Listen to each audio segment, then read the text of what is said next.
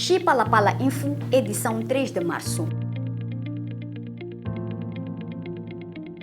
Há crianças que vivem um cenário sombrio no nosso país, por serem órfãos ou por terem sido deixadas sozinhas pelos pais ou por doenças dos seus progenitores. De acordo com dados revelados no último censo, há mais de 212 mil crianças de 12 a 19 anos no país que são chefes de família. Entre as crianças de 12 a 14 anos, há pouco mais de 10.155 chefes de família, sendo 5.372 raparigas e 4.783 rapazes.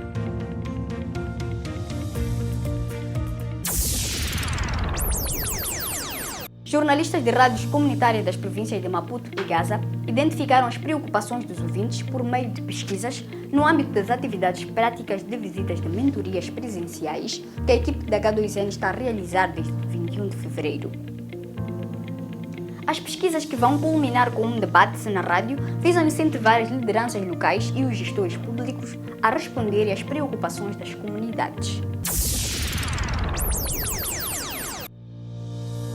Cerca de 1 bilhão de crianças de todo o mundo que vivem nos países mais afetados pelas mudanças climáticas, incluindo Moçambique, estão em situação de risco. O alerta consta do relatório do painel intergovernamental sobre mudança climática, publicado esta semana. A diretora executiva do Fundo das Nações Unidas para a Infância, UNICEF, Catherine Russell, considera que a crise climática já afeta quase todas as crianças em todos os continentes.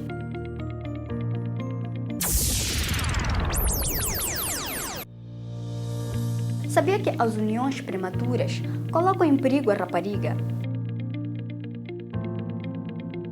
Elas podem ter graves consequências para a saúde da rapariga. A adolescente pode ficar sujeita à violência doméstica, abuso sexual por parte do marido, gravidez precoce que podem afetar negativamente a saúde da rapariga e do bebê, bem como a contaminação por infecções de transmissão sexual, incluindo HIV/SIDA. A lei moçambicana proíbe o casamento prematuro, tendo como penalização a prisão e o pagamento de multas.